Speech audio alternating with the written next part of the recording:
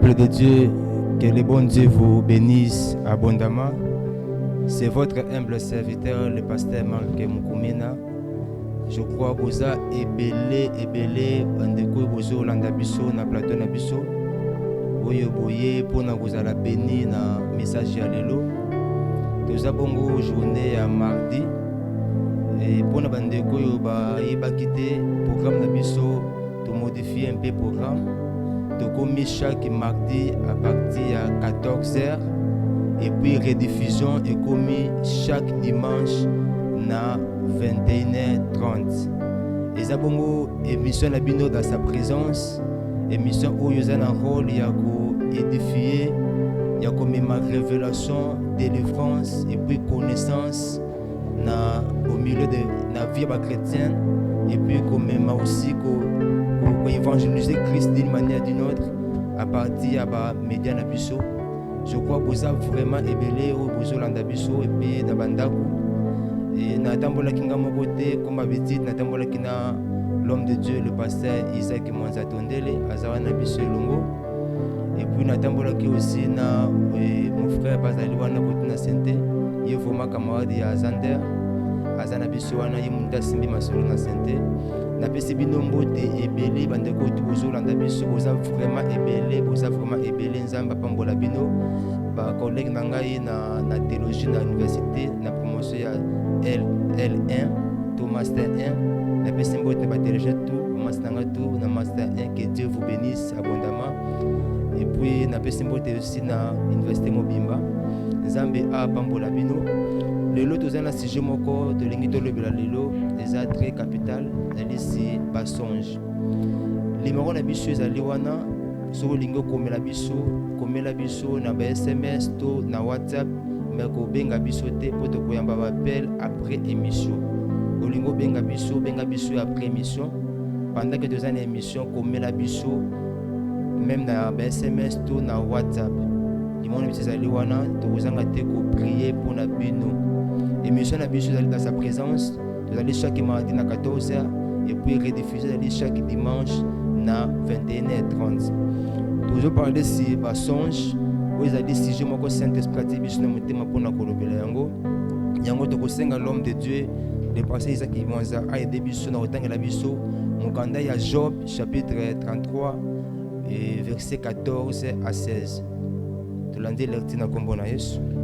Totangi maloba na Nzambe na Job chapitre 33 verset 14 à 16. Dieu parle cependant tantôt d'une manière, tantôt d'une autre, et l'on n'y prend point garde. Il parle par des songes, par des visions nocturnes, quand les hommes sont livrés à un profond sommeil, quand ils sont endormis sur leur couche. Alors il leur donne les avertissements et le met les sceaux à ses instructions. Parole du Seigneur. Ok, que Dieu vous bénisse. Et tout ce que tu as lecture est très capital. Dans le livre de Job, chapitre 33, verset 14 à 16. La parole de Dieu nous montre la voie par laquelle le Seigneur vient pour communiquer avec l'humanité. Il y a parmi les chemins que Dieu passe pour communiquer avec l'humanité, il y a les 4 chemins, je vais même citer. Il y a la parole de Dieu, Dieu peut communiquer avec l'homme par sa parole. 2, il y a le songe. 3, il y a la vision.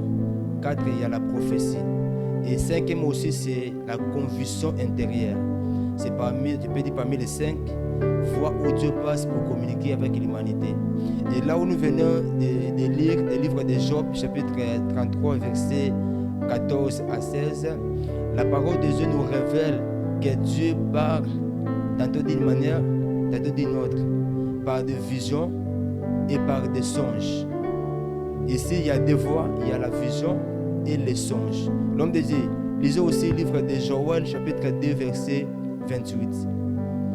Joël, chapitre 2, verset 28.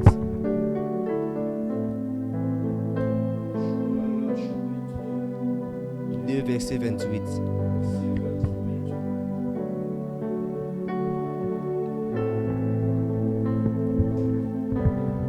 Après cela, Je répandrai mon esprit sur toute chair. Vos fils et vos filles prophétiseront, vos véas auront des songes et vos jeunes gens des visions. Parole du Seigneur. Amen. Et dans le verset que nous venons de lire, dans le péricope de Joël 2:28, la parole de Dieu nous révèle 3 moyens où Dieu passe pour communiquer avec son peuple, pour communiquer avec nous, l'humanité. Il y a des moyens de vision, moyens de prophétie et moyens de songe. Là, c'est dans le Joël 2:28. Car la parole de Dieu dit que dans les derniers temps, je répandrai mon esprit. Il y a les 3 fois que la parole de Dieu va nous révéler dans le livre de Joël 2:28 que Dieu communique avec l'humanité par le songe, par la vision et par la prophétie.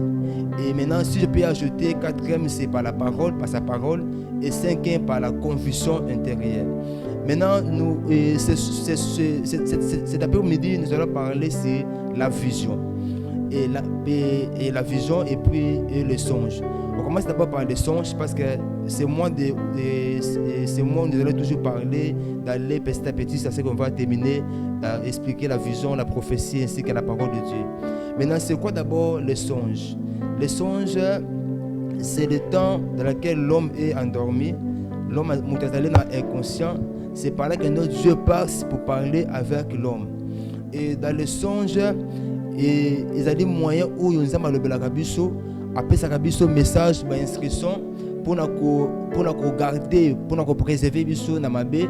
Et songe, il y a quelque chose où on néglige beaucoup plus symbolique et symbolise un bloc et belé. Mais il faut comprendre une chose, il y a 3 sources où il y a songe et yaka. Il y a 3 sources où il y a songe et yaka. Première source, ils allaient d'abord songe et yaka et pas Nzambe yemoko. Dieu aussi communique le songe. Dieu passe par nous par le songe pour communiquer avec le monde physique, pour communiquer avec l'homme, comme dit dans le livre de Job ainsi que dans le livre de Joël. Le songe, c'est parmi les canaux que Dieu passe pour communiquer avec l'humanité. Alors, na kati na bandoto, ezali na bandoto que vous allez na symbole, ça peut aussi na image, vous allez kolakisa bien ko cacher langage moko clair, vous allez à communiquer na biso. Yango moni batebele bato ba comprendre bien te bandoto na bango, eza bato ba échouaka mingi na vie parce que songe et kachaka réalité spirituelle et réalité physique na kati na vie ya moto. Alors première source ya bandoto, elle est bandoto et utaka et pas Nzambe yemoko. Le songe qui vient de Dieu lui-même, il y a kana na rôle yako pesa avertissement, il y a kana rôle yako mettre l'homme en garde ou bien yako guider mutu, to pe yako pesa ba inscription na kati na vie ya mutu. Là c'est le songe qui vient de Dieu. Ce genre de choses et se manifestera mingi sur le plan spirituel, c'est-à-dire visitation divine où Dieu vient pour visiter l'homme par des songes. Et beaucoup plus de songes oyo et utaka pa Nzambe, eza ba genre ba ndoto oyo et bang sakate. Écrira jamais père et bang sakate, eza ba songe oyo et décourage sakate, eza ba songe oyo et yaka pona ko étouffer mututé. Mais ali ba songe oyo yaka pona ko pesa mutu pe, ko pesa mutu courage, ko pesa mutu ko ya même si ko guider mutu, to ko pesa mutu discernement, to pe conscience ya vie. Donc lorsque Dieu vient pour nous communiquer, pour nous faire une inscription dans nzela pe ya bandoto. Et deuxième source, il y a songe, et le songe et utaka et pas il y a diable. Diable aussi vient couper sa bandoto. Et la majorité des songes, toute catégorie de songes et utaka pas ya diable devient un cauchemar. Les abasonges il y a créer ko banga, ko créer ba souci, ko créer ba méchanceté, ko créer ba muta komi ko lenga, ça dit tu fais un songe et puis ou la muki komi kanda ou la muki komi mutema be ou la muki komi mawa et ba songe il y a ka vraiment na bit moko pona ko décourager mutu, ko mema mutu na désobéissance na parole de Dieu, ko mema mutu na nzela ya ba découragement, ko tsa mutu ko banga. Il y a des songes oyo et utaka na nzela ya diable. Et troisième source ya bandoto oyo utaka pa ya mutu yemoko. Romona, ils allaient ramener mingi na makambo de vivre pendant la journée et que ça la journée au moins que le comment boye au lula kiango après ça kiango et puis lorsque on lali et yé na kasa ndoto au bino Dieu m'a révélé, Dieu m'a montré aux allez qui nango ndoto te ils allaient qui ni qui m'a makambo oyo mona ki et puis ko zonga na kasa ndoto. Parce que je connais une sœur une fois avec le kanga na bureau avec single homme de Dieu et na loti au plusieurs fois que non tous allons ndako moko obalinga to botibana et puis na donné passer na biso abi singa na kutana yo parce que vous allez mobala vie na ngai na bise sœur et loko oyo et pousser yo ebisanga bongo parce que d'abord na monde physique boyo olinganga mingi loko nous allons na ba sentiment moko vis-à-vis nanga au développer yango et venir koya loko la ndoto mais là qui penser en zamete parce que lelo sœur abala azana ndako naye. Alors pour te dire que non, il y a des songes où il y a kana motuye moko na nzela ya convoitise na ye aluli na ce que ba événement vaincu pendant la journée, ça peut produire aussi ba songe. Maintenant, tout ça ko kota maintenant dans enseignement na biso na ba songe, nazali ko expliquer moi quelques songes et puis ko interpréter quelques songes parce qu'il y a une sœur qui m'avait écrit ay papa vraiment na comprendre bandoto na ngate soki na lali bandoto na zolo c'est un peu compliqué na lina ba vraiment ba explication sur na bandoto le ba à partir à moi oyo to ko expliquer bandoto presque belé yango moni lelo na to ko expliquer d'office que 5 songes pour la peste interprétation na yango et boko mela biso bandeko bolingo boko mela biso bo benga te bokoma boko benga biso peut-être après émission to ko sambela pona bino mais bokoma le monde biso zali wana ya WhatsApp et puis ya ba SMS et ndota liboso zali tango muto alali azolota nyoka asuye et ko arrive au lali azolota nyoka na le bien nyoka azolanda yo te mais nyoka asuye et ba genre ya bandoto bongo ya bandoto ya ko négliger parce que d'abord présence ya serpent na katina na bandoto elle ko symboliser esprit ya séduction parce que beaucoup monde na Genèse Bible dit que non Adam et Ève dans la qui séduit et pas ya serpent on sait pas dans la qui incarnation ya diable vous allez voir que non esprit ya serpent na katina ndoto lorsque elle ko lota nyoka na katina ndoto nyoka la esprit ya séduction. Maintenant, lorsque nyoka a suyo, elle est symbolisée attaque dans le monde de Molili, attaque dans le monde de la sorcellerie. Il y a beaucoup de gens qui sont moi, erreur au loti nyoka suyo, au loti nyoka zolandayo, au lek au tellement au prier, au négligeant d'autres wana, aux allez message aux amalingo annoncer que non, vous allez attaquer dans le monde spirituel, dans le monde des ténèbres. Et présence sur nyoka, il y a serpent la casse ndoto, elle est présence il y a diable parce qu'elle est pour la séduire, pour la tromper. Donc comment lorsque on néglige bandoto ya présence ya nyoka, to nyoka azolanda yo, to nyoka asuyo, comment na vie physique na biso boye, o bala ko perdre opportunité, o bala ko perdre ba occasion bien, o vivre na c ya batak ya monde molili, o bala ko perdre ba opportunité raté parce que osa attaquer na monde des ténèbres na symbole ya nyoka.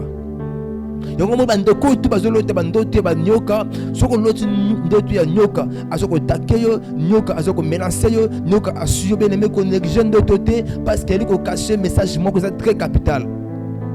Je crois dans quatre émissions pendant chaque jour chaque mardi to ko lobela bandoto belé pour comprendre chaque ndoto na signification nango. Alors tango loti ndoto bongo beneme ko tikala na pongite lamuka bana ko sambela. Parce que l'esprit à serpent, ils allaient attaquer dans le monde des ténèbres. Parce que Satan, le serpent ancien. Parce que le serpent est parmi Satan pour s'incarner, pour envoûter, pour attaquer le peuple de Dieu. Comment on a été, même Jésus a tenté et pas il y a serpent, ce qui était le diable.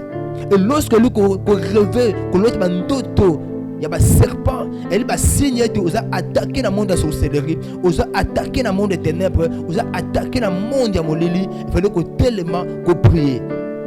On est allé dans les bosso. Il y a mis les alliés qui ont été dans le olali, au solo tandoto, et te ba mine, ils ont bukana. Olali, au solo tabaminu, mine, ba mine tout, ekwe na seto et boucan ekwe. N'a pas dit vous allez vraiment bilingue pour comprendre na bi onene loba. Notre pays kolota oloti ba mine liboso et boucani ezali ko l'accès au perdre assurance dans le monde spirituel. Parce que moto o azara ba minute na munoko so tali bien attention azolo bana mutu abumaka munoko amioka ka soni apeda ka assurance apeda ka confiance de soi. Et lorsque quelqu'un a l'autre ndoto ba minu na wana munoko leki na ko bunga ko kweya te ko zalate eli image te au perdre assurance liboso na yo au perdre confiance moko. Ça peut au monde ngo soki on néglige de toi na monde spirituel te pe na monde physique au bala ko vivre makambo oyo kana kité parce que déjà au perdre des gens confiance sur kinango au perdre assurance sur kinango au monde était même ici aux alaki par exemple aux alaki leader au monde était au perdre musala ndé pour rien parce que au perdre autorité au perdre assurance au perdre confiance. Lorsque on ndoto bongo ke mino munoko liko longwa e kwina se bene bala ko sambela to benga biso to benga basala nzambe ba prier pour na yo eza malamu te. Okomona ba tepele ba perdra mais ça les belé après savoir ko lota ndoto ya bongo. Et soki oloti ndoto ete o perdre ba mino ya kati ba mino za kana basuka o mi baleza kami na suka mboe o lekina ko perdre yango elle signe ete o perdre force. Parce que mine oyakati yango zalaka pona ko buka mikwa yako komona so olingolia jamais ko buka mukona mine liboso okote na mine za kati kuna ezaka sa signe ya force signe ya autorité to pe signe ya pouvoir. Et lorsque olekina ko lote ete au perdre des gens mine oyakati ça dit au perdre force zani nango batebele baloti bandota bongo papa na losi ndoto na perdre mino akati longwe tout ça ezali ko l'accepter olekina ko perdre force moko dali nango ko perdre puissance na wo parce que na monde spirituel. Bien aimé, écoutez une chose, avant makambu et comme dans le monde physique d'abord et dans le monde spirituel. C'est le monde spirituel déjà qui a des décisions avec le monde physique et le canako exécuter nango. Yango moni bandoto bongo beleme soki oloti yango le kala ko luka basala nzambe pour basambela pona yo. Et troisième image ya ndoto ezali bandoto ezala ko loti ozamona mwasi oloti bakati yo suki.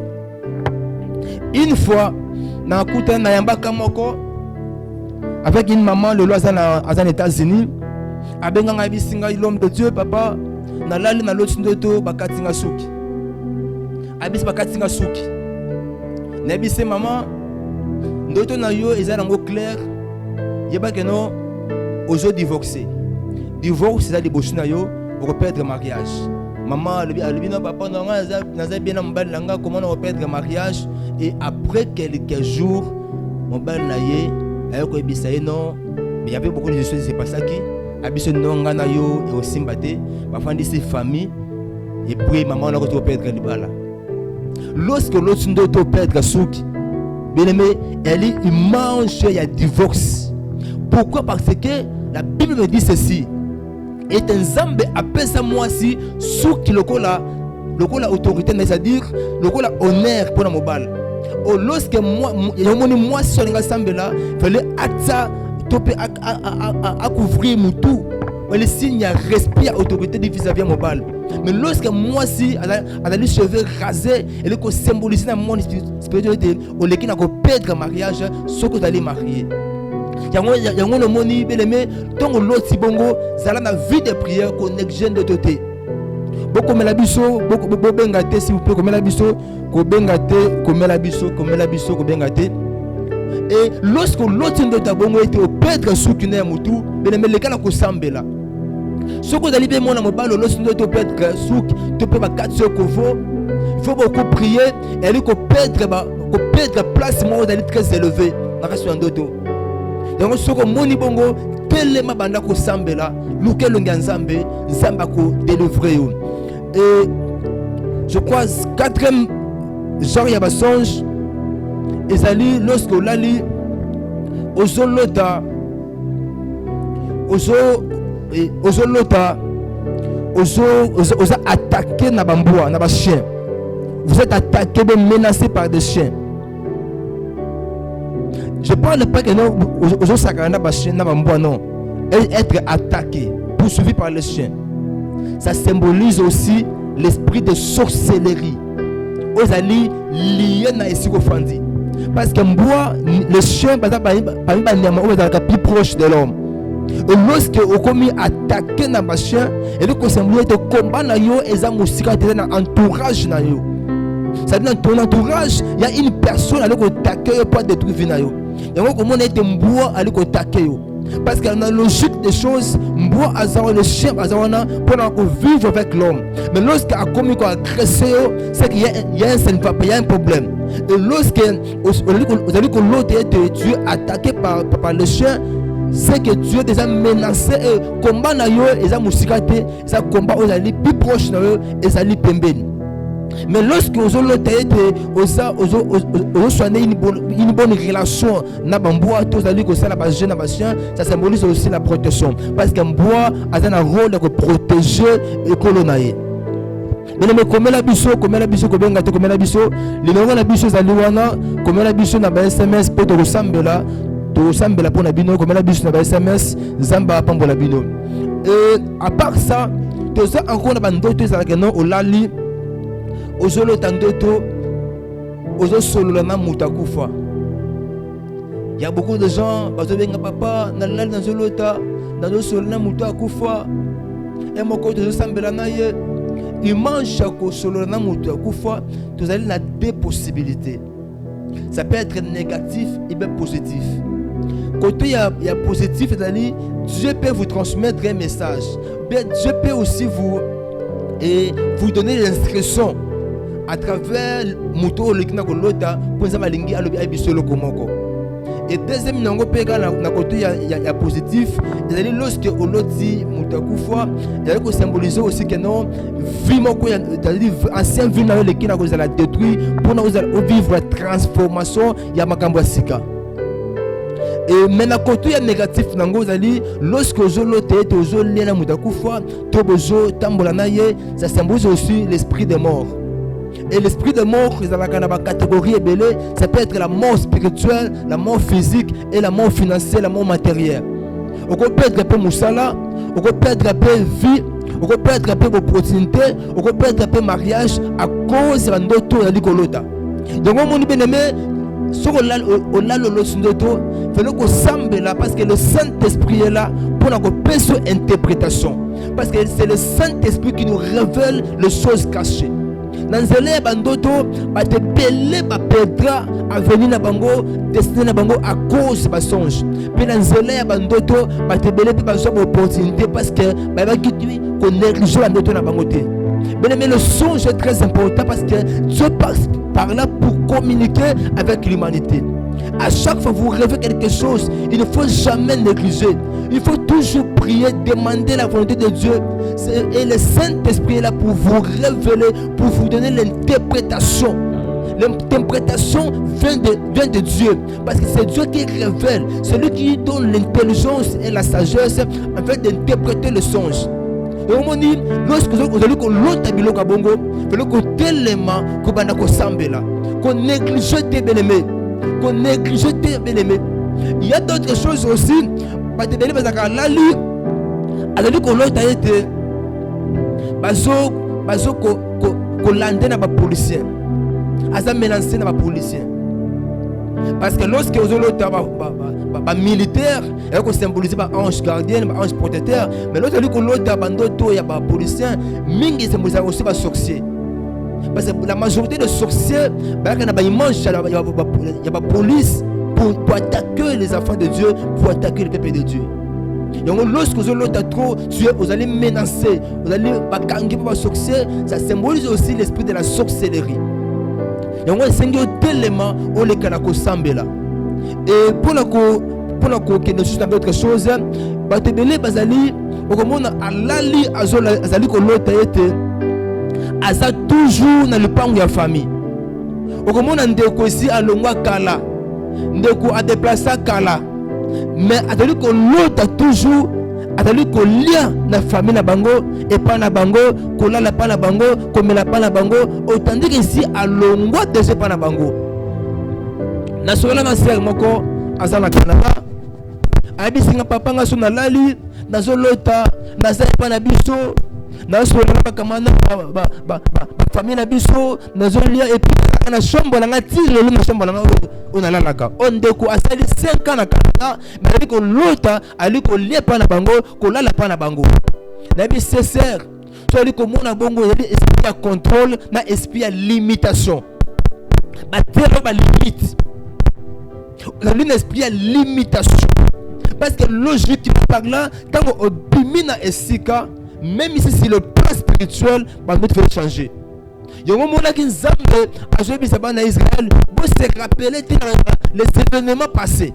Parce que bana Israël, malgré ce qu'on a fait en Égypte, mais malgré qu'on se souvenir dans Égypte. Yo mo na que de lorsque na bi c'est à cause de bandoto oyo, ça sera difficile pour les kana ko évoluer.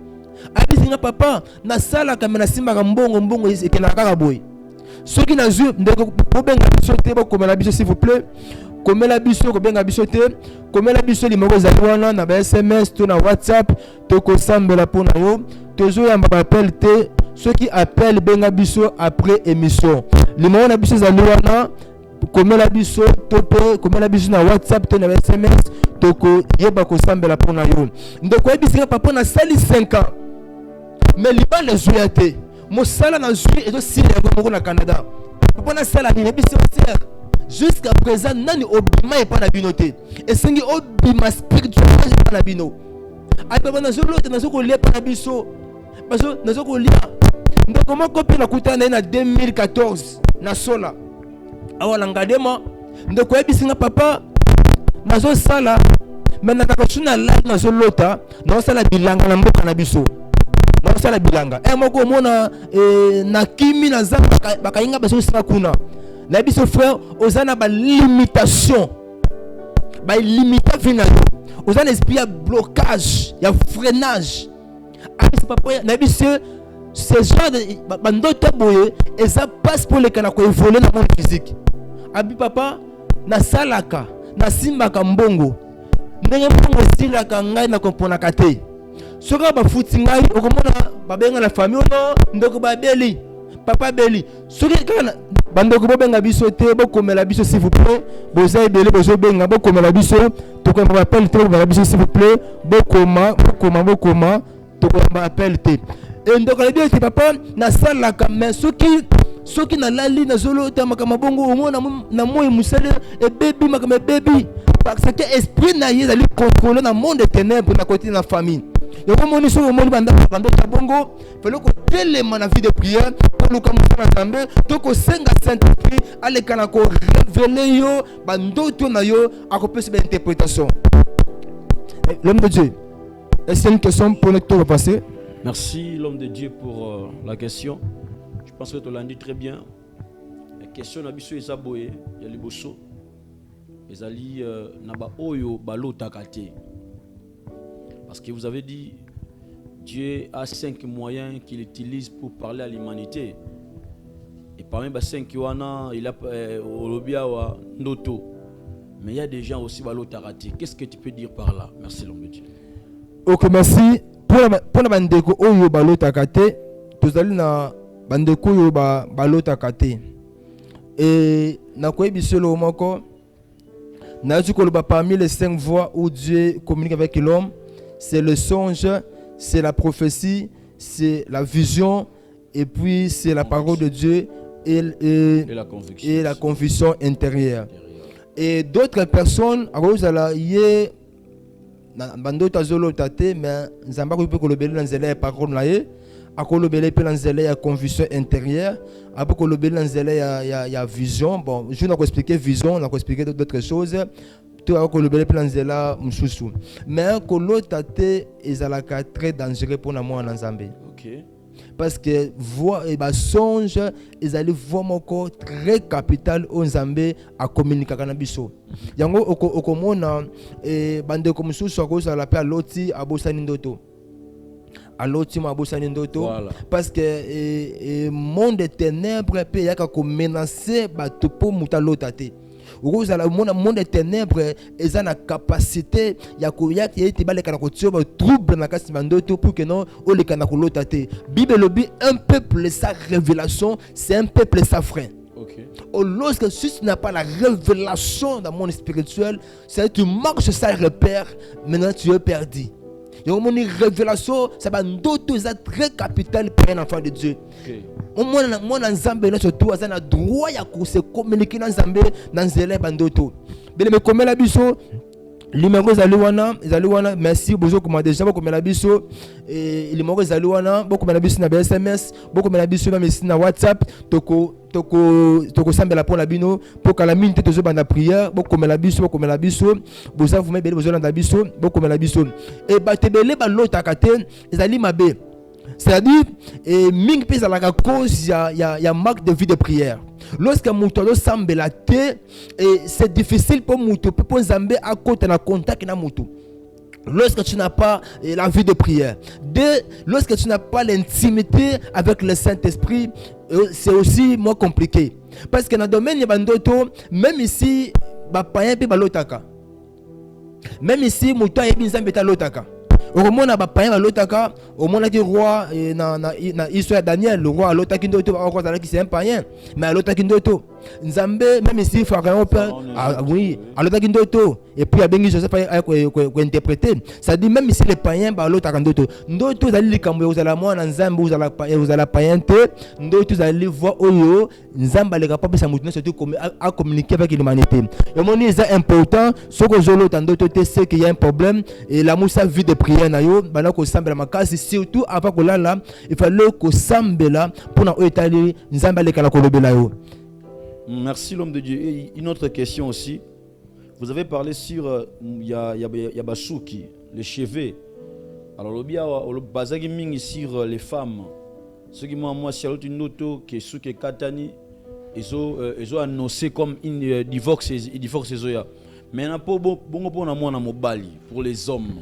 Bon, pour les hommes, lorsque la Katio Suki, elle est perdre autorité de pouvoir. Bible dit que Bakataki Samson Suki a perdu autorité, a perdu pouvoir dans la Kinengo. Lorsque le Kinako Kata Bakatio Suki, elle est signée que le Kinako perdre autorité, tout le Kinako perdre pouvoir dans les Ndoto. Il y a un senga no le Kanako lam kana vie de prière ou le Kanako sambe la makasi. Pour la bande ko pe bazaka lotindo tout mon abose na ye, ils alaka attaque à monde des ténèbres. Monde amoli et ya kapé pour la ko yiba bandoto ya batu to ko boto la bandoto ya mutu o loti ndoto mona ndoto na leki na ko limo to pe na ko bosa na yango eza vraiment mabe yango moni na émission to ça la mardi to ko na profondeur makambo etali pe bandoto wana alors to nous to bana ko sambela parce que bato ko mela biso de GBL ba ko mela biso belé boko mela biso bo bengate boko mela biso si WhatsApp boko mela biso na nzela ba SMS nzamba kozanga te ko pambola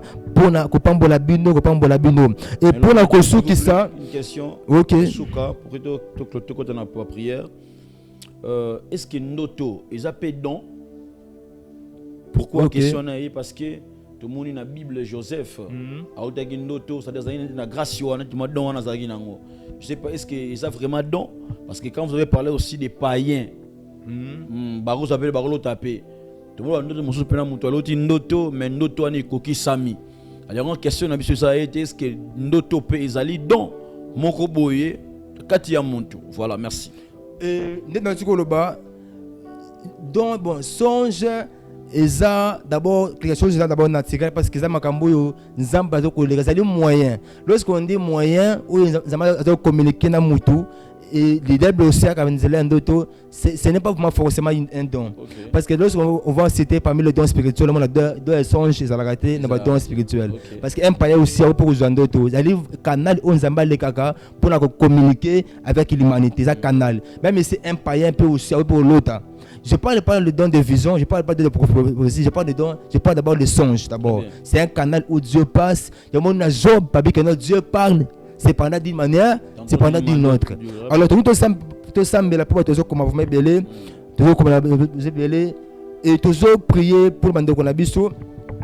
Nous Konabiso, comme je dis, pasteur, vous priez pour moi parce que j'ai trouvé l'argent, mais je n'utilise pas et je vois toujours je suis chez nous en province. Priez pour moi. Malgré tout, frère Lobby, sur Lali, Azolota, Azaka na province, c'est pas na Bango.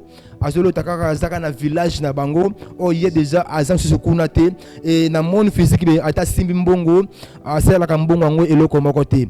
Notre frère Nzambe, Azo, délivré na Bando Toana, Ozo Bimana Katsina, Bokajwana. To Sambele pour na frère Nabiso, na Kombo na Yesu. Au nom de Jésus-Christ, Dieu papa,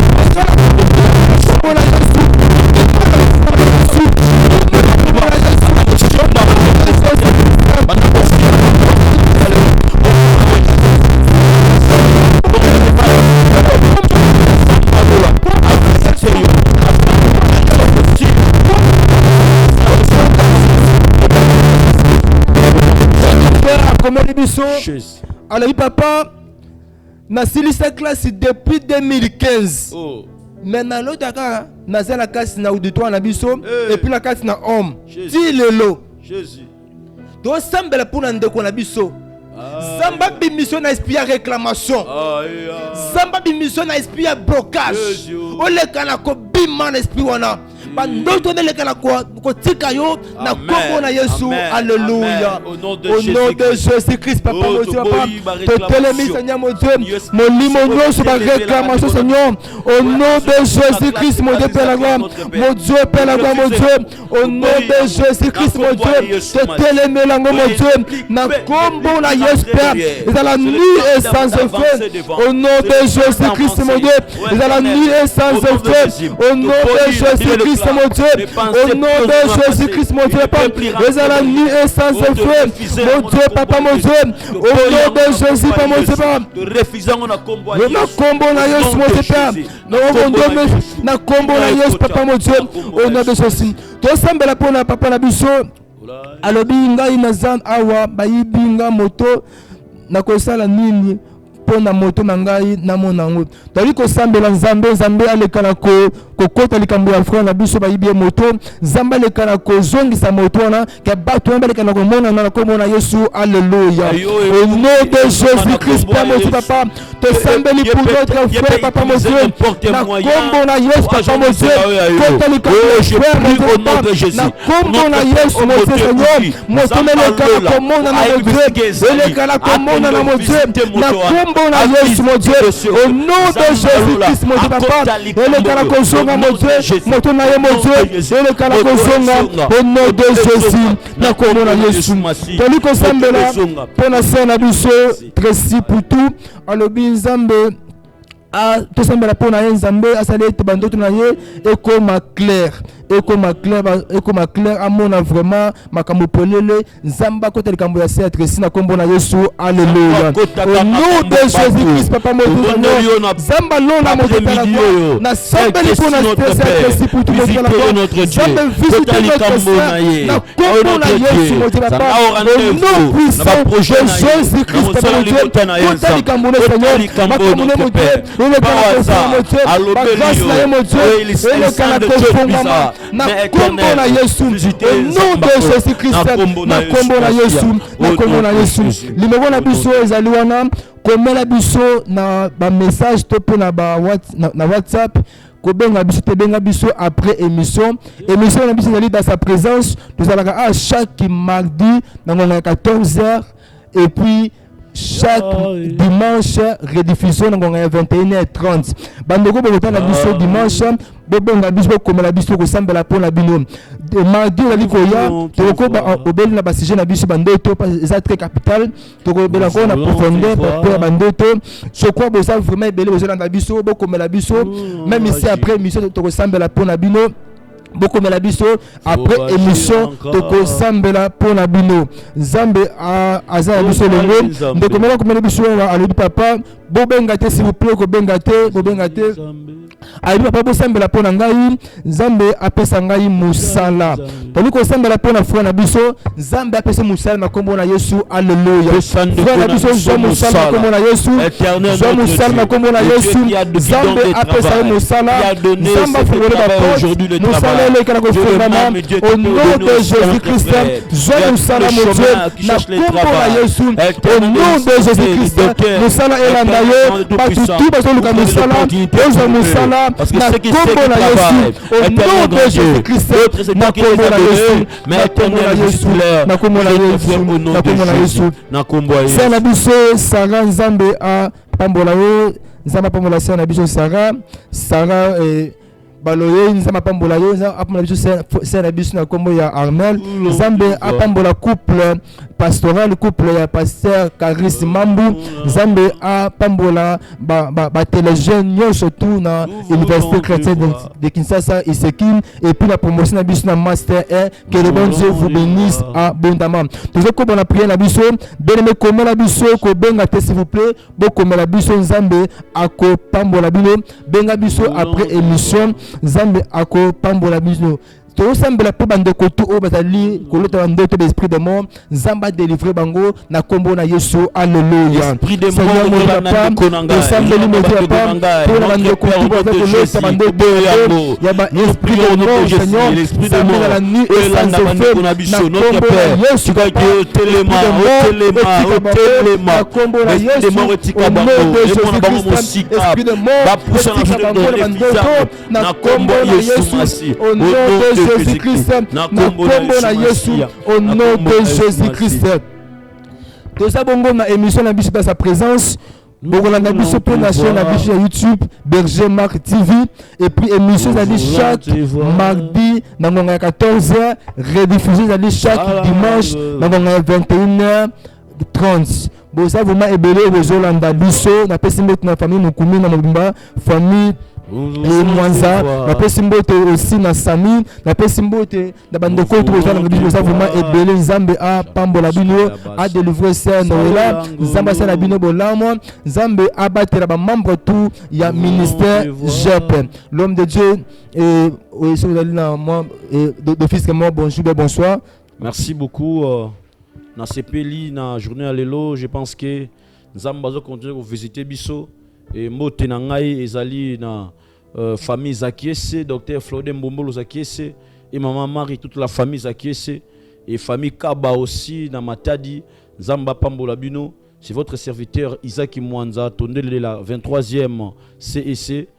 Que l'Éternel vous bénisse. Et ba membre tout le ministère JEP tous en réunion dimanche na 15h boya to solo là ba membre tout le ministère JEP to solo là pour na ko luka place pour na ministère pour na ko banda ba prière na biso bo benga biso après émission Nzambe a pambola bino a pambola ingénieur a pambola Fast TV tous abongo chaque mardi na Fast TV mardi na 14h et puis rediffusion dimanche na 21h30. Que le bon Dieu vous bénisse abondamment. Je vous dis je vous remercie. Merci beaucoup. Merci beaucoup.